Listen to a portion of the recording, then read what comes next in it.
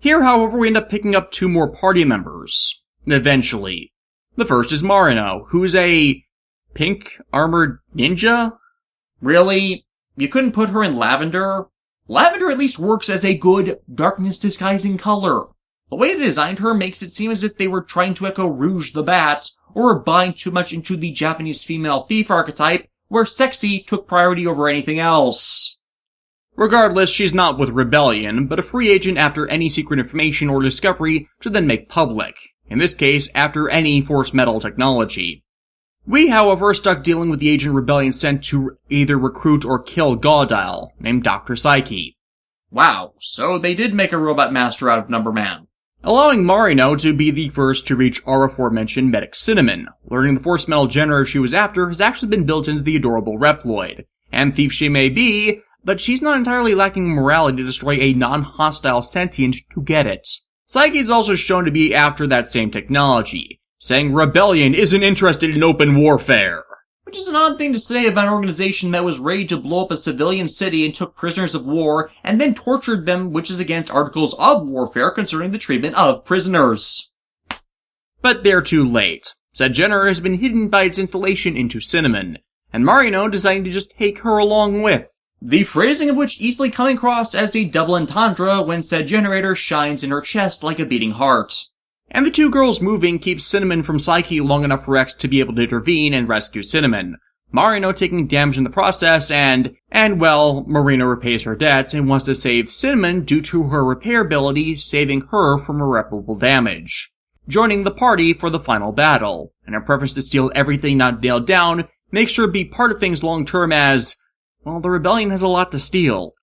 Sadly, aside from her rapid attack speed that's the highest in the party, Marino is effectively useless. Her hyper mode doesn't improve much beyond her speed, and her action trigger is slots. And if you've never figured this out, slots minigames for limit breaks are the absolute worst, as it is near impossible to actually have the reaction time to actually trigger them. But in the short term, she's our ace in the hole against Dr. Psyche, assuming a stronger form.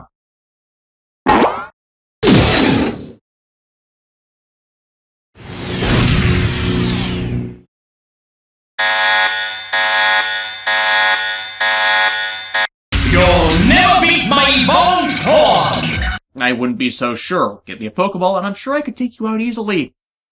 The Mad Nautilus form can inflict a lot of status ailments while rendering itself invulnerable, requiring the team to constantly use the guard command until everyone can use action triggers. Marino's use here being her speed allows us to get in between Nautilus's turns when it eventually opens a vent on its head, which you need to hit hard to open up Nautilus for the action triggers of the others. With Cinnamon saved, she wishes to in turn repay X's efforts by helping us out, even against Gaudile's own wishes to serve as our medic, which thus now opens up the ability to build our own custom force medals once you have the unlocked conditions and resources to build them. It takes a while. Marino's hyper mode turns her into the Iron Maiden, which while easily could have been a music reference, put her in a French maid outfit. Damn it, game designers. First the extra thick bird girl in Epsilon's forces, then the busty ninja girl, and now fetish maids. Seriously. Sleep with something. Regardless, it boosts her defense to survive longer. Her action trigger is the aforementioned mass party healing, and it gets stronger as she in turn levels up, maxing out at 10 tiers of heart gauges, filled by spinning the analog sticks clockwise. Each heart refills 10% of your HP, so it's wise to get her leveled up early. That, and even the weapons she equips can be dead useful. Her chosen equipment is fist weapons, making her effectively a healer-specialized monk. Her drill and melting arms reduce the armor and shield stats of the opposing enemy, respectively, by 50%, making it easier to decommission opposing robots. While her best weapon, the kitty gloves, hits 5 times and reduces all of the enemy's stats significantly. But Cinnamon deciding to join us also makes Gaudile reconsider his neutrality, deciding to join as our tech expert, which allows us to finally get in contact with our commanding officer for the Eastern region, Colonel Redips. The signal connecting us to him is pretty bad, but he tips us off to Zero being sighted at the Olvac factory, which is in charge of refining the force metal. This facility is annoying as hell to navigate though, as there are these security drones freaking everywhere. And if you happen to be moving when they're in sensor mode or make line of sight contact with you, it's an instant encounter.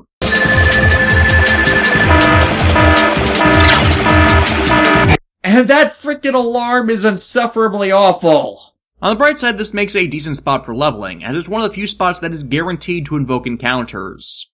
This incidentally is where you find and pick up Axel, who instead of showing up to back up X and Zero, has come here on his own as part of a personal mission to learn more about the origins of his copy chip abilities, and anyone else that might possess such after hearing reports of one. Plot points. Though in the wake of Megaman X8, which this would chronologically be set after if it was canon, kind of a dumb one. Have you seen Zero around here? Zero? You mean the Zero? No, I mean Rei Suzumura. Yes, the Zero. Axel's addition here, thanks to his action trigger change into Silverhorn, serves to be dead useful as most of the robots here are fire elemental, which speeds up getting through this place. We find Zero deeper in, pursuing the region's boss, Gentra. Zero, so it was you. I'd heard you were dead. Please. Zero's died so many times he's practically Robot Jesus. Death is just an afternoon snooze for him. Just find the alarm clock. Granted, Zero's not that good against Gentra, as his E-Saber has this problematic thing called a range limitation against enemies who make use of flight. But douse the fire elemental Condor with enough water, and he'll be too waterlogged to avoid the eternal badassness of the Z-Saber. Though it's revealed after that Gentra was the commander of an AI named Dubar, that's the central controller of the automated sentry forces of the rebellion.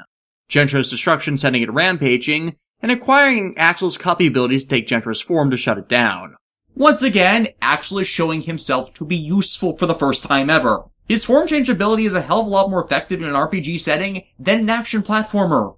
However, for the sake of, frankly, stupid drama, Zero is shocked and angered to learn that he's been replaced, and X has new friends/companions present in the fight against Rebellion. It's tried to be framed as him being wary of them due to Shadow's betrayal, and doubly reinforced by how a lot of their allies had previously gone maverick thanks to Sigma. But frankly, he seemed quite chummy with Shadow in spite of that. And with a number of these people already being free-thinking rogues, I don't see at all what the deal is. I'm sure you have your reasons, but I'm gonna work alone. I think I liked you better when you mellowed out after spending 100 years in stasis while X turned evil. Yes, I played the Mega Man Zero GBA games as well. As I said, I enjoy them story-wise, I just seriously suck at playing them. Redips directs us next to the Gamala Mine, originally a source of Reploid's main power source, Energen. It was retrofitted into a force metal experimentation lab, and as we learn we encounter the traitor Shadow here, has recently developed something called Supra Force Metal. You know very well. It's an improved form of force metal that the Rebellion Army is studying to help all Reploids achieve their ideal. What ideals? You've not actually explained what Rebellion's mission statement is. Hell, we don't even know what Epsilon wants. Say what you will of Lumine in X8, their goals and motivations were clear. I swore allegiance to Epsilon for this! You sold out your friends for that power? That's some ideal. All you mavericks care about is power. See what I mean? It's also freaking shallow. I've got a big wad of payback just for you. Phrasing! Kicking Shadow's ass isn't that hard, but as the battle ends and everyone thinks the traitor beaten, he charges one last time, only for Spider to take the blow for Zero. This makes Zero finally join the party properly by Spider having earned his respect by the showcase freedom of Spider's actions, presenting the idea that if one being Maverick means to break one's programming to form actions independently, that those seen as Mavericks aren't so bad if they'll still continue to contribute to society. Though Shadow isn't the only enemy down here. Deeper in the mines, in search for more information on Superforce Metal, we get trapped by Incentas, a genie-themed Reploid that set this all up as one big sting by leaking this information. Yeah, the only amount of it here is in Incentas itself, with it massively boosting his own abilities and making him an utter pain to fight. See, the guy swaps through all three elemental alignments over a span of time that, frankly, just feels random when it switches as it doesn't follow a proper turn order. You need to do the boosted elemental damage to stand a chance of dealing enough to end him before his white-hitting elemental techniques just KO the entire party outright. But if you target him at the wrong time or with the wrong attack, especially have elemental-type weapons or missiles equipped, you can just as easily end up healing him. This is another good boss to use Axel's form change abilities on, as Mach Gentra's form is Fire Elemental, while Django's form is Electric Elemental, and Silverhorn, as shown before, deals water damage.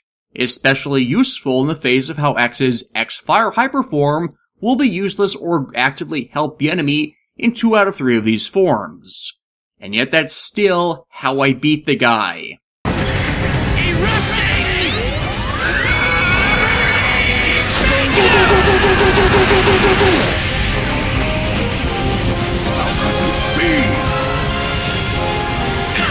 However, Incentus planned for this, triggering the Mind Self-Destruct to just bury the team in here. Spider decided to make like ale, and allow everyone else escape with the power of a far smaller explosion. The rest is up to you, X and Zero!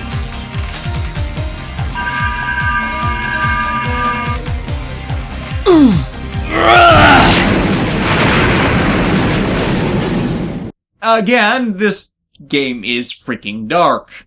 It's amazing what you can get away with when all of your characters are robots. We all make it back to base, only to learn the interference Rebellion is creating has intensified, cutting off all outbound communication to anything in the region, let alone the main forces and Redips. For if you control the flow of information, you can control the pace of battle. Rebellion is pulling some Vengeance-level tactics here. Hell, the base holding the signal jammer is even in a desert wasteland. It's funny the common knowledge that can result from enemy robot enemies acting intelligently to subvert allied forces. However, the Venalia Desert is a freaking pain, simply because even entering the internal base is a hassle. It's like, I don't even know what I'm doing out here. I'm trying to find something that'll trip the door to the bunker to open, but what the hell am I doing? I seriously just wandered around until I trigger a cutscene where we encounter Rebellion's other flight specialist, Furham, out here, where she tricks us into falling into a quicksand pit. But it's no use, I'm afraid.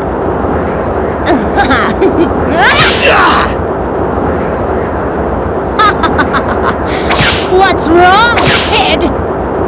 I thought you said you wanted to fight! Seriously, whoever designed these characters really needs to get laid.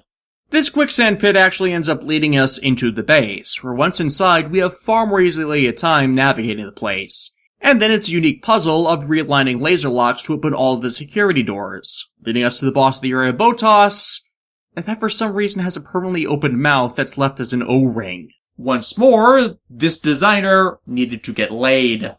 Once more, this is a boss fight made easier thanks to Axel taking Silverhorn's form, but is a bit insufferable in the interim, as the qubits Botas keeps summoning massively buff the guy's abilities and heal him for more health than the amount of damage you can deal. It takes a long time to be able to moderate the battlefield, so those bits are destroyed long enough for you to unleash some action triggers to deplete that health below what they can regenerate after Botas restores them. And then it's a war of attrition to shut down those drones before that advantage is lost. No joke, I used Axel's action trigger 10 times to finally end this thing. However, Botas doesn't die, instead dropping his glowing Super Force medal, Which, when looking at it, kind of resembles materia. Maybe this takes place on planet. and with it lost, Botas loses most of his power and runs, leading us to disable the signal jammers and thus uncover another military installation. Which surprises everyone when it's revealed that Rebellion retrofit the location to contain a launch platform for a massive missile augmented with Super Force metal, that if launched will outlast any nuclear weapon ever seen.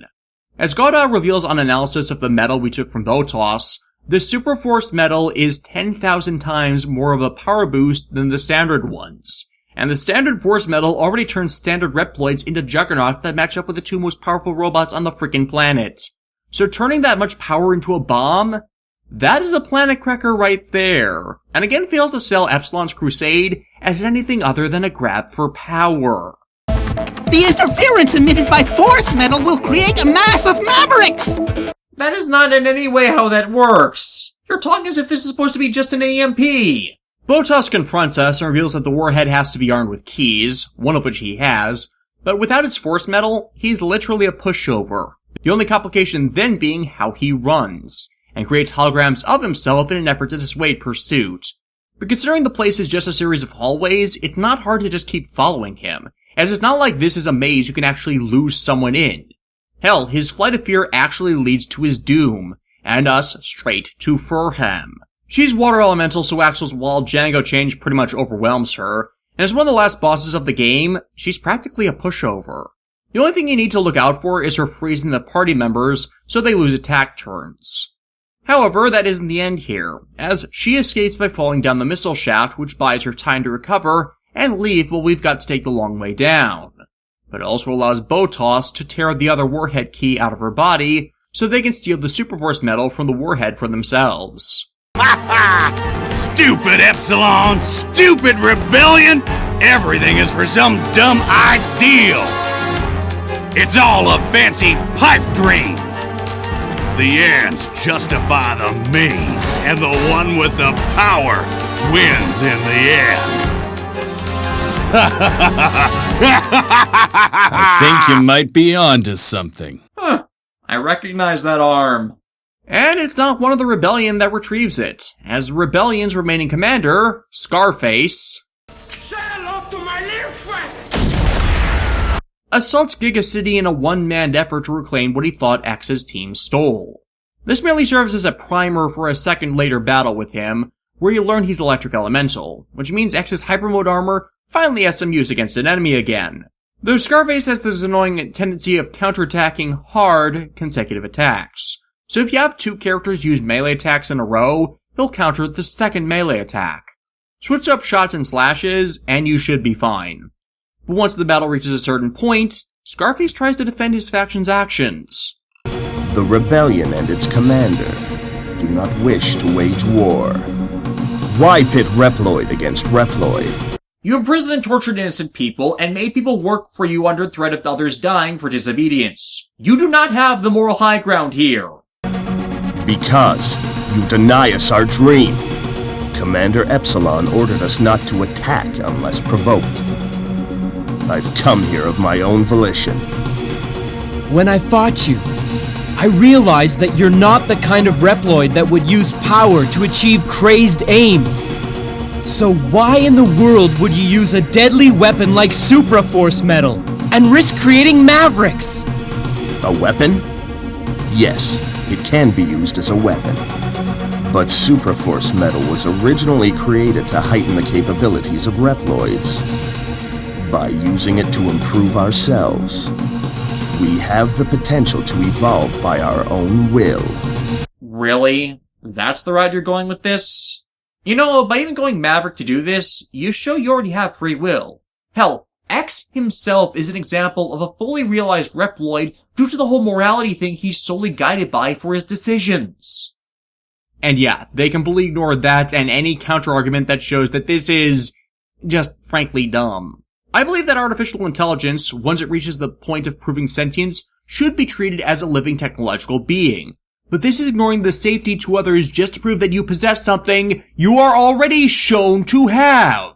Regardless, Scarface's retreat allows Nana to pin down Rebellion's main HQ, which with the endgame boss battles coming, is when I took the time to grab X and Zero's special armors I detailed earlier. You should have been able to snag the keys for them by this point. Rebellion's HQ has its own issues. Every door in the place locks with these security zones, which get cleared by performing a battle against security drones.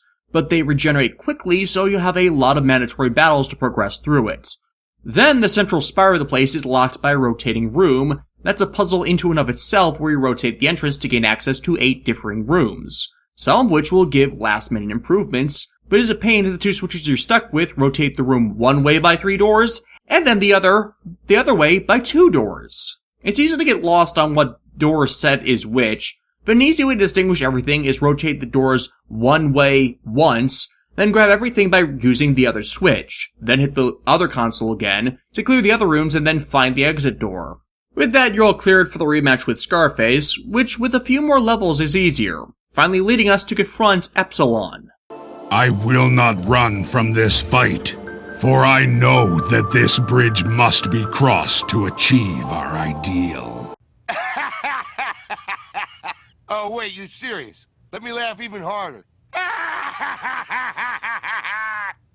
Epsilon has a tendency to hit hard and fast, but the baiting tactic with Axel works quite well for drawing his fire and opening him up to X and Zero's hyper modes. While you can form change to a more powerful form with a higher defensive barrier, you can just blast away at it to destroy it before he regenerates too much health. With this though, game over? Rebellion is thwarted, the Superforce medal all collected, and they give it to Redips, who we finally meet in person in order to close this incident. Roll credits, right? Oh, if only this were so simple. As it turns out, Colonel Redips is evil, and launches an attack on Giga City, killing Chief R, with everyone else only barely escaping destruction. It turns out Redips is in fact behind Rebellion's rebellion, and what they were rebelling against in the first place, and to cover up everything that's happened, labels X and company all mavericks. He sent them all in the first place, and demonized Rebellion so he could claim the Force Medal for himself. Which would again be a more believable twist if it weren't for, Rebellion actually breaking Articles of War. Redips has also resurrected Rebellion's leaders via the use of copy chips like Axel's for the expected Megaman final boss rush, which are all far easier thanks to our levels and the new hyper modes, as is the mid-boss Depth Dragoon, that is surprisingly an electric elemental and not water, to my bafflement. But it just means X-Fire has one final use before the final confrontation with the Loon doing the cliché military commander seeking to rule the world shtick. But it's also revealed we've known Colonel Redips all along. No! We lost R and Spider for this lousy creep! Ah, Spider. What? This can't be real! My ears are burning. You talking about me? Wait, but that can't be. He blew up.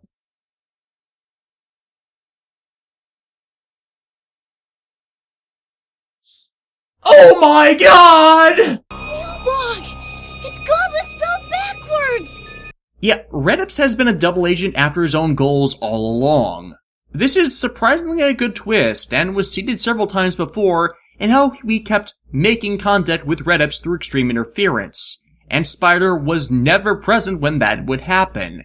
And that contact would only be to push the plot into the next Rebellion base he clearly got the locations of when he used Django early in the game. With as shallow as the storyline is, it still does justify itself enough to validate this twist.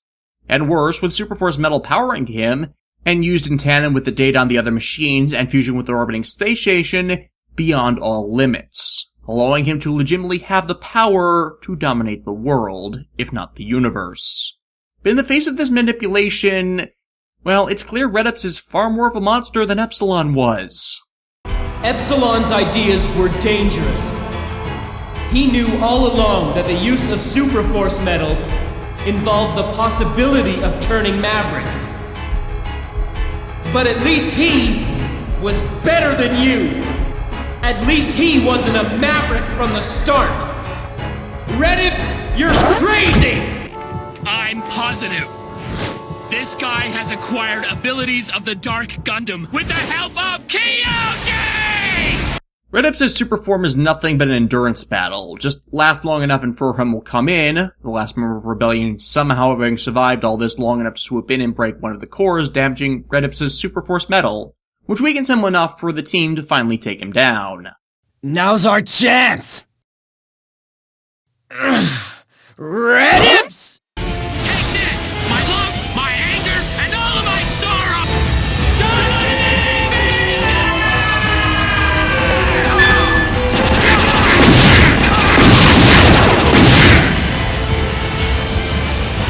Absolutely impossible.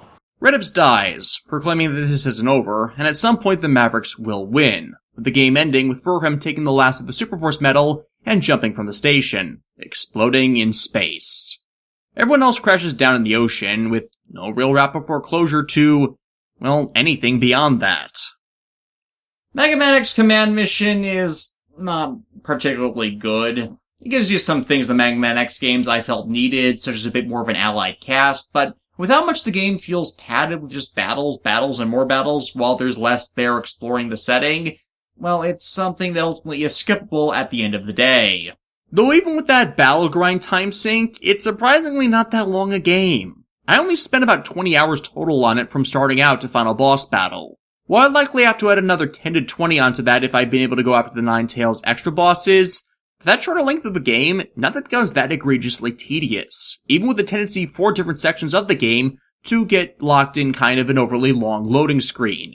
With that little time we get to giving the cast members actual character, none of them grate on me, but the villain's motivations being just a dumb, to evolve into greater Eploids we must go Maverick, and the whole, we're not the bad guys even though we do clearly evil things aspects defeats the point of making this a complex story of hard decisions versus the Maverick Hunter's doctrine.